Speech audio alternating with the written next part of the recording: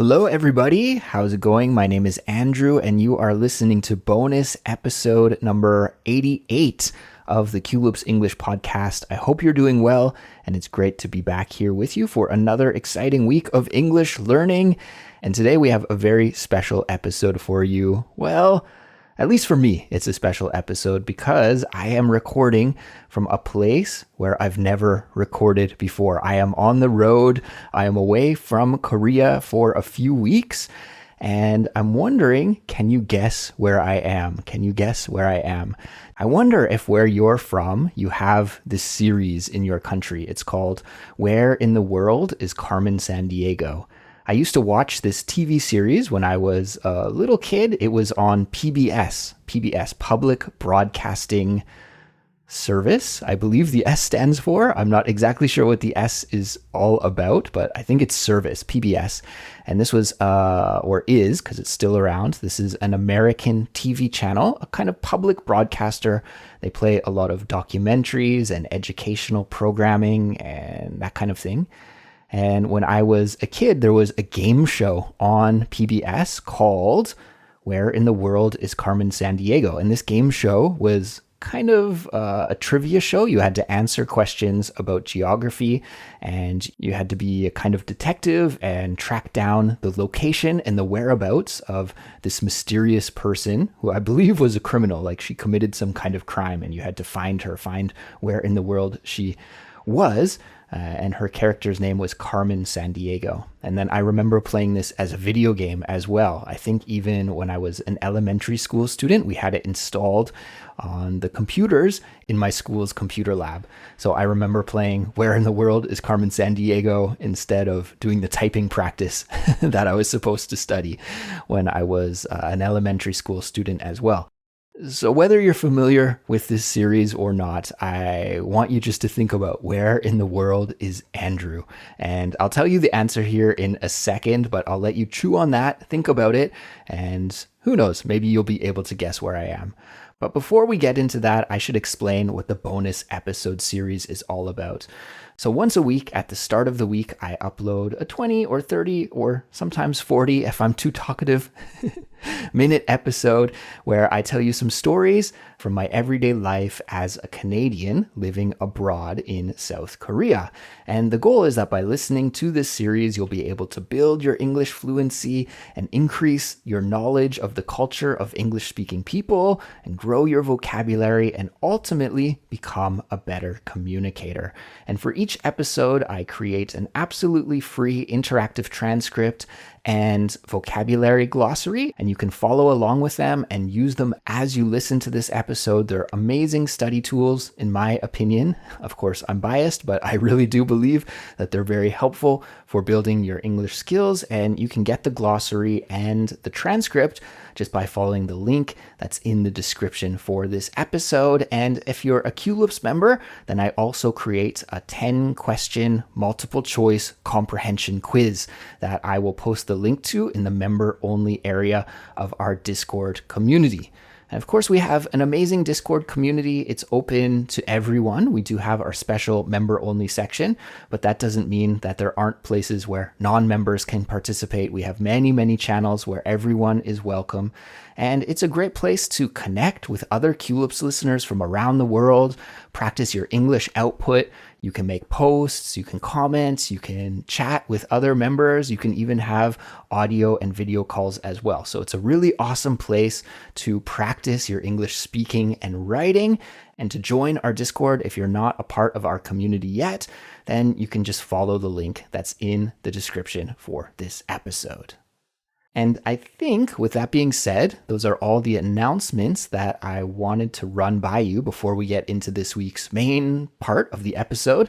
And for this week's episode, guys, I'm just going to talk here for a few moments about where I am and what I'm doing abroad right now. So as I mentioned at the start of the show, I am out of the country. I'm not in Korea right now, and I'm also not in Canada. As you guys know, I'm from Canada originally, but I'm not visiting home right now. I'm in a different country. And yeah, I'm wondering, what did you guess? Where do you think I am?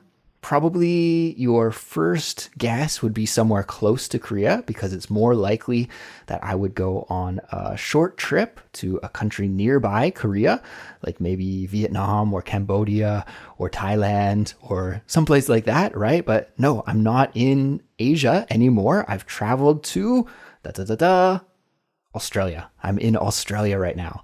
And my wife and I are here together, and we're going to be spending the next few weeks in Australia. So I'm going to tell you all about what we're planning to do and some of my initial reactions to what life in Australia is like. I haven't been here for too long, but so far so good. I really, really like this place. So that's what I'm planning to tell you about in this episode. And guys, you'll have to excuse the audio quality if it doesn't sound up to snuff, if it doesn't sound as good as it usually does. Well, that's because I'm doing my best to record here while I'm on the road, but I don't have access to my pro Culips studio that's back home. So I think this is good enough. I think you'll be able to hear me clearly, and you should still have no problems listening to this episode. But please just keep in mind that if it's not exactly perfect, well, I'm trying my best. And one thing that I realized that I should have brought that I didn't bring was a mic stand, because right now I am holding my mic in my hand, but the cable that I'm using for the microphone is extremely sensitive. So if I move my hand just a little bit, then you hear that noise of the movement. So I'm trying to hold the mic in my hand and be incredibly still and not motion or gesture too much while I'm speaking, which is hard for me because I'm usually an animated speaker. I'm usually someone who likes to move their arms a lot and move my hands a lot when I speak. So I'm trying to be very still right now, and I'll do my best, okay? But if this episode is a little bit short today, then that's probably because my hand is tired.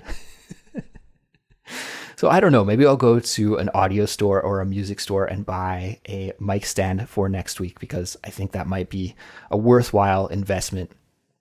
I don't know. Maybe this will build some muscle though in my arm. I don't know.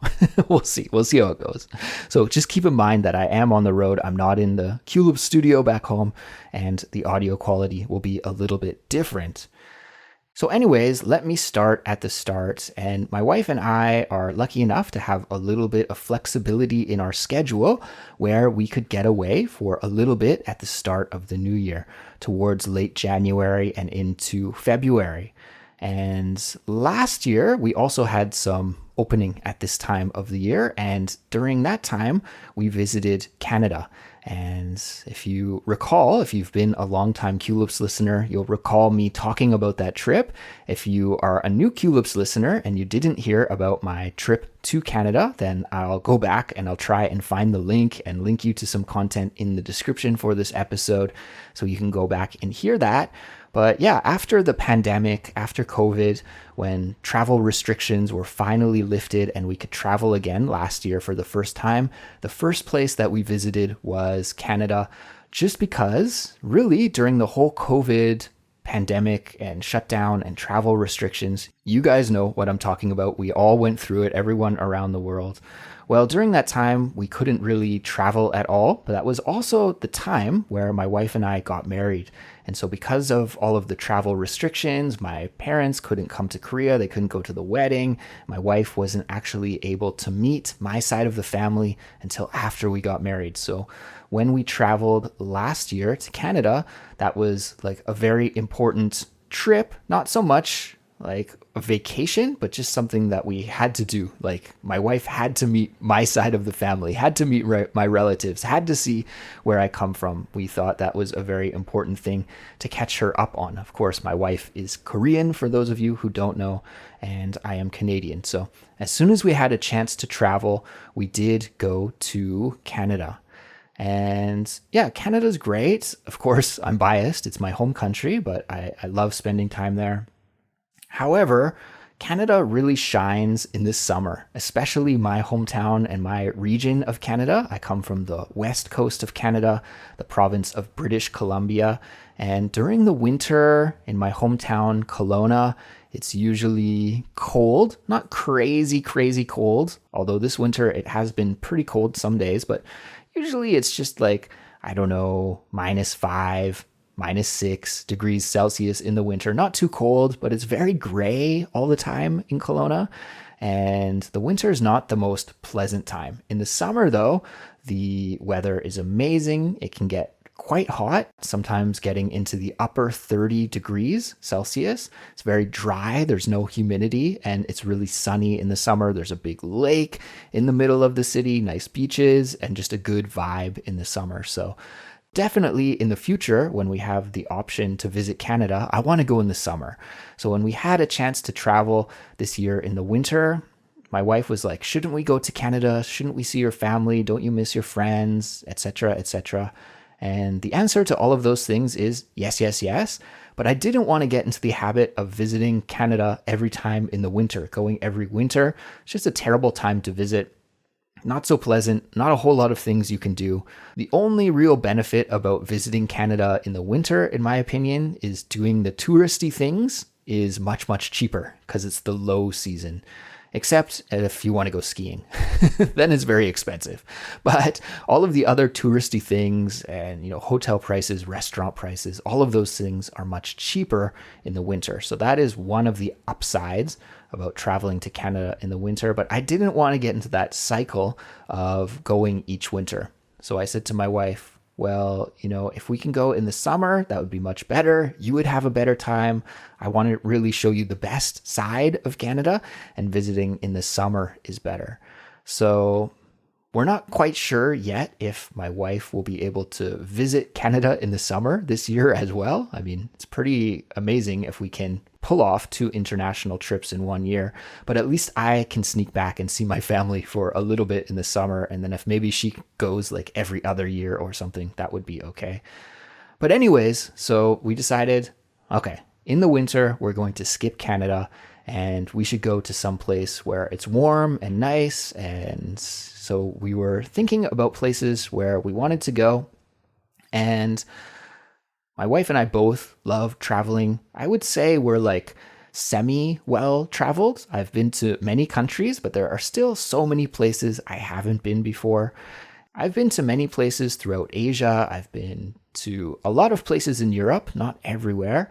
And I've been, of course, to North America, but there are still so many places I haven't visited. So I think I'm like semi-well traveled. I've traveled a lot, but I'm not one of those real globetrotters who have been to every continent and many, many, many, many, many countries. I think you could probably count the countries that I've been to on 2 or 3 hands, maybe. So anyways, we went back and forth, different suggestions. How about going here? How about going there? How about going here? And the place that we both agreed on and finally settled on was Australia. So here we are. Now, for a long time in my life, I actually didn't want to visit countries where English was the main language that was spoken. That's just because I felt like traveling to the United States or traveling to England or traveling to Australia just wasn't enough of a travel experience for me. One of the reasons why I love traveling is you get to experience a totally new culture. You get to experience people who think differently than you do, who look differently than you do, who act differently than you do. You get to experience new smells and tastes and sights and all of these things. But I felt if I went to another English-speaking country, then I got that to an extent, but I didn't get that to the full amount that is possible. So for all of my 20s and up until, into my 30s, I was always really against going to other English-speaking countries. Now, I don't know if it's because I've got more travel experience in now, or if it's just because I'm older, I'm not sure, but my mindset has changed on this. All of a sudden, I'm way more open-minded to traveling to other English-speaking countries. And just before the pandemic, I traveled to the UK, I visited England, I visited Scotland. It was amazing, and I really enjoyed my time there. And I realized, traveling to other English-speaking countries as an English teacher is also probably a good idea. It's good research for me. It helps me to become a better English speaker, to interact with different kinds of English speakers from around the world and to learn about the little nuances and differences in the way that English speakers communicate from country to country to country. So although I was really against that in the past, now I embrace traveling to other English speaking countries. And I do have to say it's much, much easier. Right now, if we are visiting a country where English wasn't spoken and wasn't the main language, I would have had to have put a lot more effort into just doing everything, right? It's a lot of work when you can't speak the language of the country that you're visiting. And I do have to say, I think this is a real blessing, and I'm very lucky to be an English speaker in this regard because there are many countries around the world where English is the official language, but also because just as an English speaker, it's the world's language, right? It's the global language. So even if I were to visit a country where English is not the main language, I could probably use English to communicate, at least at restaurants and hotels and that kind of thing. So anyways, yeah, my wife and I agreed, Australia. So here we are. We're going to be spending about a week in Sydney, and then we're going to Melbourne, and we'll be spending a little bit of time in Melbourne. And then on the way home, we'll be briefly stopping in Singapore. And we have kind of a long layover in Singapore. I think we're going to stay there for 2 nights or something, and then we're back to Seoul. So I'm really, really excited about this trip. And now we've been in Sydney here for a few days. We're staying in the downtown area of Sydney. And it's awesome, guys. I'm just really loving it. And I have to say, the first impression that Australia has given me has been very, very good. I'm having a great time. I really like this country so far. And I think a little bit later, I'll probably record a whole separate episode about some of the things that I've noticed about Australia that make it different from Canada or different than Korea, some of the unique things that I've noticed about Australia. I'm going to save that for a different time and a different episode, but just to give you like a brief peek into what I'll talk about there. The first thing that I've noticed is that the weather is amazing here in Australia. It's in the southern hemisphere, so we are in the summer. So it's just beautiful, beautiful weather, not too hot. I was worried that Australia would be extremely hot, but it's just perfect in like the high 20 degrees Celsius and nice blue skies, quite windy. Everywhere we've been has been quite windy, but still very, very beautiful. And the sun, importantly, the sun is not too strong because I'm a burner. I have very weak skin. If I'm out in the sun for too long, I tend to burn. So although I have been putting on a lot of sunscreen and wearing my hat, thankfully, I haven't been burned at all. I do have to say that I'm very jealous of my wife. She's a tanner, so she can just go out in the sun and get a nice, lovely tan. But I'm not like that. And honestly, I feel like I'm one of the whitest people in Australia. A lot of the Australians that I've seen also have these wonderful golden tans, and yeah, they're sun-kissed. And I wish I could get a nice tan like that. Who knows, maybe after I've been here for a while, I'll also have a nice Australian tan. But for right now, I'm kind of the pale guy in the shade. But thankfully, the sun isn't too hot, and that's good for me. So we've been enjoying the weather. I also have to say the vibe is really great here. It seems really chill, kind of slower pace of life, definitely compared to Korea and Seoul, where it's just go, go, go all the time. Here, it seems to be rather quiet and relaxed, and I don't know, it's a very nice change of pace, something that I wasn't really expecting, but something that has been very welcome. It's nice just to slow down and take a moment sometimes, and I'm able to do that here. The other thing that both my wife and I noticed right away is that Australia is expensive. Whew. I knew that Australia was going to be more expensive than Korea and probably more expensive than Canada, but I wasn't quite expecting it to be as expensive as it is. So that was a little bit of a shock. Sticker shock is what we call that. You know, like when you're shopping and you pick up something off the shelf and you look at it to see how much it costs and you see the price tag or the price sticker and you're shocked and your eyes open wide and your mouth drops open. That's what we call sticker shock. So the sticker shock is real here, especially going to restaurants and going to the grocery stores. Things seem to be really, really expensive. So my wife and I have been mindful of that, and we've been trying not to eat out as much because I think it would be really, really expensive to eat out every meal in Australia.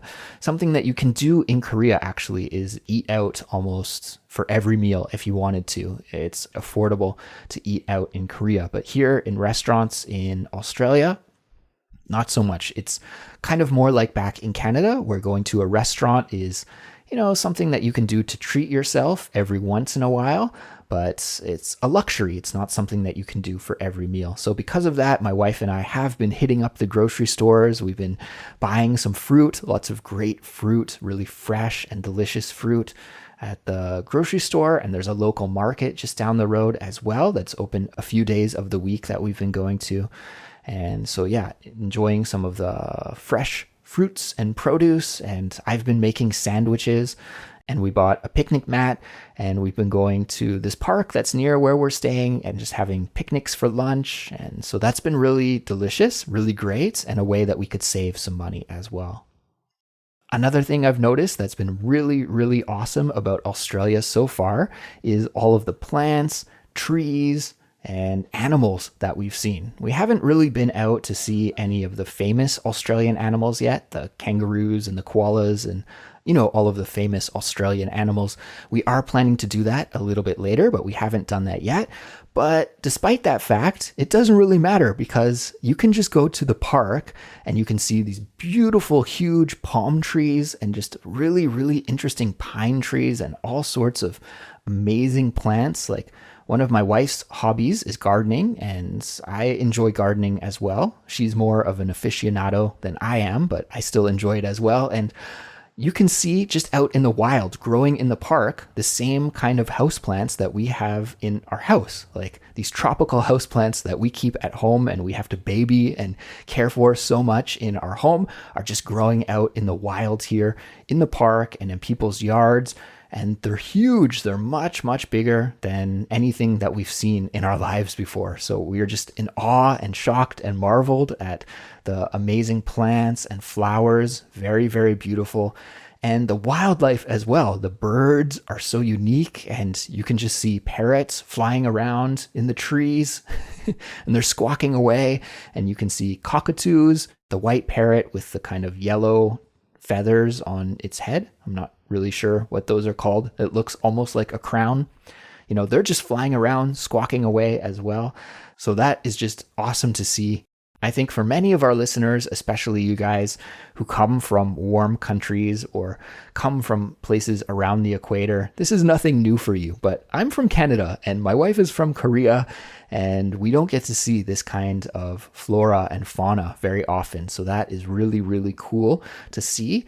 And actually, spoiler alert, I know I've been giving a lot of spoilers away on the show recently, but I'm working on trying to get an Australian animal expert to appear on Culips as a special guest and to have an interview with that expert about the plants and animals that are native here to Australia. And I think that is almost confirmed.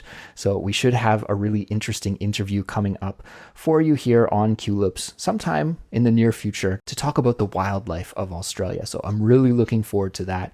And I hope it actually comes to fruition so that I can share more with you. And I can also share with you the opinion of an expert, because I don't really know too much about Australian animals, but I hope that I can learn more while I'm here and through that conversation with the Australian animal expert. So stay tuned for that. So everyone, as I predicted at the top of the show, my hand is starting to get a little bit sore and I'm starting to become a little bit uncomfortable from maintaining the same position without moving at all for the last little while. So I think I'm going to wrap things up here for now. But yeah, I just wanted to give you an update about where I am and what I've been up to. And I'm really looking forward to the week ahead here in Australia. My wife and I have some things that we want to do. We're going to go on a tour to see some wildlife. We're also going to go to the beach and do some swimming. My wife has been taking swimming lessons for the last 6 or 7 months or so. So she's really excited to try out swimming in the ocean here, even though the ocean can be dangerous. But I read that there are also many pools at the beach. So I think we'll stick to swimming in the pools, probably not swim in the ocean too much because that honestly scares me a little bit. The waves and the currents and the sharks and the rays and the jellyfish. I don't know if I want to really risk it all in the Australian Ocean. So I think we'll stick to the pools for swimming and the beach just for hanging out on. But we have plans to hit up the beach. And also, I am really, really excited to do some running here in Australia as well.